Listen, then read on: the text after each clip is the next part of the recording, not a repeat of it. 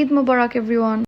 সবাই কেমন আছো? আশা করি সবাই ভালো আছো। আমাদের ঈদ কেমন কাটলো, কোথায় কোথায় গেলাম, এটাই থাকছে আজকের ভিডিওতে। ঈদ যেহেতু ঘুম থেকে উঠেই সবাই ফ্রেশ হয়ে নিলাম। আমি আমার ঈদের জামাটা পরে ফেলেছি। ওদেরকে বাইরে যাওয়ার আগে রেডি করবো, যেহেতু ওরা বাচ্চা সবকিছু নষ্ট করে ফেলে। এই তো ওকে ব্রেকফাস্ট করি, আমি কিচেনে চলে যাই।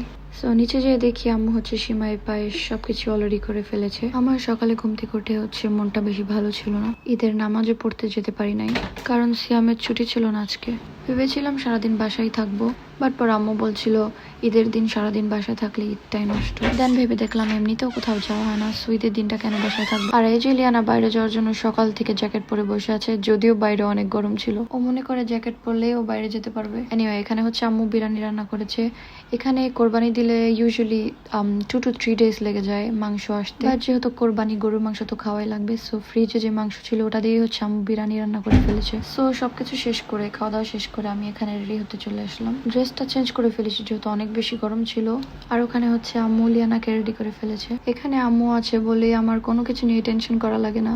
যাই হোক, এই তো আমার মেকআপ করা শেষ, এই তো ফুল রেডি হয়ে গিয়েছি।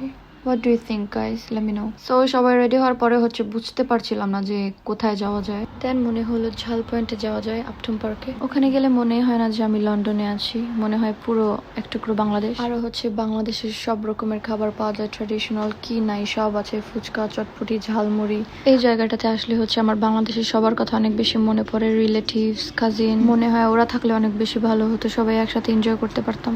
সবাইকে অনেক বেশি মিস করি। এই ভিডিওটা যদি তোমরা দেখে থাকো, সবাইকে miss you so much. Anyway, এখানে এসে ফার্স্টে চিপস অর্ডার করেছিলাম, যেহেতু বাচ্চারা অনেক বিরক্ত করছিল আর ওরা চিপস অনেক বেশি পছন্দ করে। বাট আমি এখানে আগে ট্রাই করছিলাম। আর এই যে আমার বাবাটাও এনজয় করছিল, ও একটু খেতে পারে এখন মাশাআল্লাহ। আর তারপরে আমরা অর্ডার করেছিলাম কর্ন ডগস। দেখতে অনেক বেশি ভালো হলেও খেতে মোটামুটি। এটা ছিল তাজমিয়ার চয়েস, বাট ওর আগে আমরা ট্রাই করে দেখছিলাম আবার আগের মতো।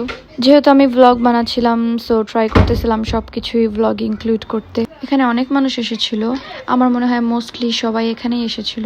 এনিওয়ে, আমরা তারপরে চলে যাই সুইট কিছু কিনতে। এখানে ওয়াফল ছিল, মিল্কশেক, চুরোস, অনেক কিছু। অনেকক্ষণ ওয়েট করা লেগেছে, কিউটা অনেক বড় ছিল যেহেতু অনেক মানুষ এখানে। আর এই তো ফাইনালি আমি একটা ওয়াফল নিয়েছি, ও একটা কিন্ডার বয়নো মিল্কশেক নিয়েছে। আর এখানে ইয়াদও আমাদের সাথে জয়েন করে ফেলেছে। আমি বুঝি না, বাচ্চারা ওদের খাবার খেতেই চায় না, বাট বাইরের খাবার ওরা আনলিমিটেড খেতে পারে। সো আমাদের ঘোরা শেষ, খাওয়া দাওয়া শেষ, এখন আমরা চলে যাব।